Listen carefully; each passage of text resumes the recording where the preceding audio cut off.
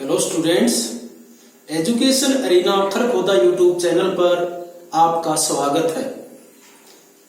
आज का हमारा विषय है 1857 की क्रांति की असफलता के कारण। 1857 की क्रांति के कारण प्रमुख घटनाएं, प्रमुख नेता व प्रमुख क्षेत्रों के बारे में हम पहले जान चुके हैं। आज हम जानेंगे 1857 की क्रांति में भारतीय क्यों असफल हो गए। तो उसके प्रमुख कारण थे। पहला कारण है समय से पहले क्रांति का शुरू होना। 1857 की क्रांति की तारीख 31 मई निश्चित की गई थी, परंतु कुछ ऐसी उत्तेजक घटना घटी, उनके कारण क्रांति समय से पहले शुरू हो गई। 10 मई को मेरठ के अंदर क्रांति की शुरुआत हुई।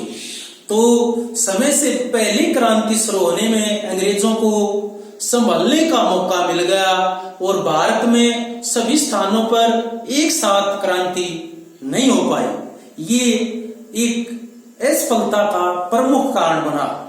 दूसरा कारण है सीमित क्षेत्र।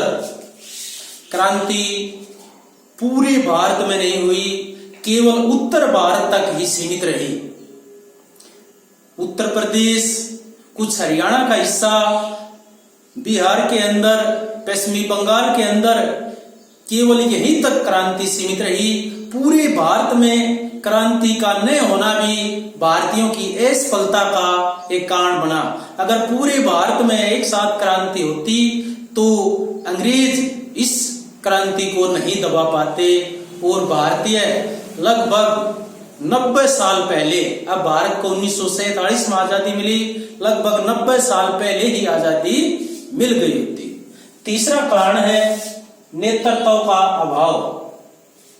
जो क्रांतिकारी थे उन्होंने अपना नेता अंतिम मुगल सम्राट बहादुर शाह जफर को माना, परंतु वे काफी बूढ़े हो गए थे। उनका जो सेनापति था बख्त खां, उसको उन्होंने अपना नेतृत्व सौंपा।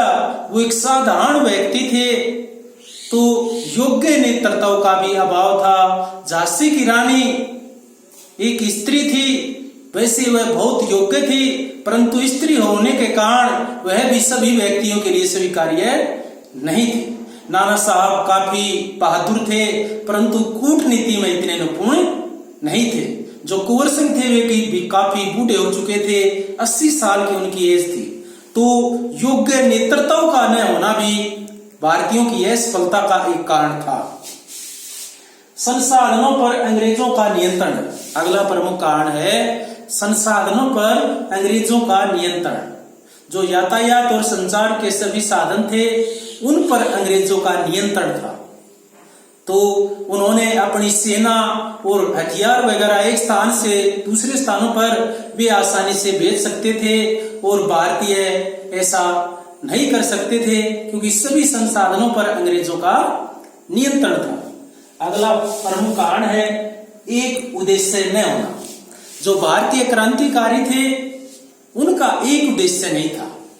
जो बहादुर शाह जफर थे वे अपनी बादशाह कायम रखना चाहते थे। उधर जो झांसी की रानी है, गंगाधर राव की जो विधवा थी, उनको गोद लिया हुआ पुत्र था। उस पुत्र को इजाजत नहीं मिली उनको गोद लेने की, इसलिए वे अपने इस अधिकार को पाना चाहती थी। दूसरी तरफ जो बाजीराव पेशवा थे उनके दत्तक पुत्र नाना साहब, उनकी पेंशन बंद कर दी गई थी, इसलिए वे अपने अधिकार पाना चाहते थे। उधर जो कुंवर सिंह थे बिहार के अंदर, वे एक जागीरदार थे।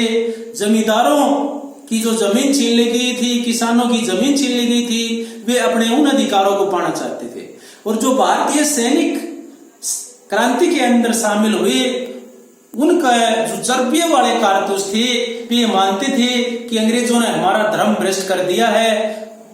गाय और सुअर की जो चर्बी उन कारतूसों के ऊपर लगी हुई थी, जिनको मुंह से छीलना पड़ता था, वे इस कारण से कि हमारा धर्म अंग्रेजों ने भ्रष्ट कर दिया, इसलिए वे क्रांति में शामिल हुए। तो सभी क्रांतिकारियों का एक उद्देश्य न होना क्रांति की असफलता का एक प्रमुख कारण बना।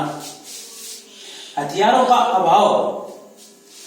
जो अंग्रेजी सैनिक थे उनके पास आधुनिक अस्त्र शस्त्र थे, परंतु जो भारतीय थे क्रांतिकारी उनके पास शस्त्रों का अभाव था।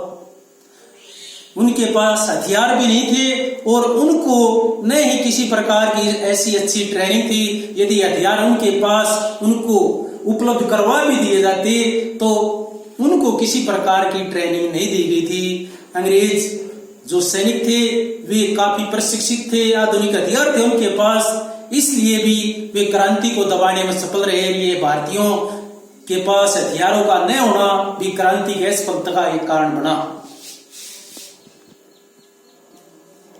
संगठन का अभाव। जो क्रांतिकारियों की जो भीड़ थी वो एक भीड़ की तरह लड़ रहे थे क्रांतिकारी, संगठन का उनके पास अभाव था। अगर शिवाजी जैसा, बाबर जैसा जो ईश्वरी प्रसाद हैं, इतिहासकार उन्होंने लिखा है, अगर बाबर जैसा या शिवाजी जैसा कोई व्यक्ति होता तो सभी को एक सूत्र में वो बांध लेता और सभी एकता के सूत्र में बंधकर एक साथ लड़ते। तो संगठन का भी भारतीयों के पास अभाव था।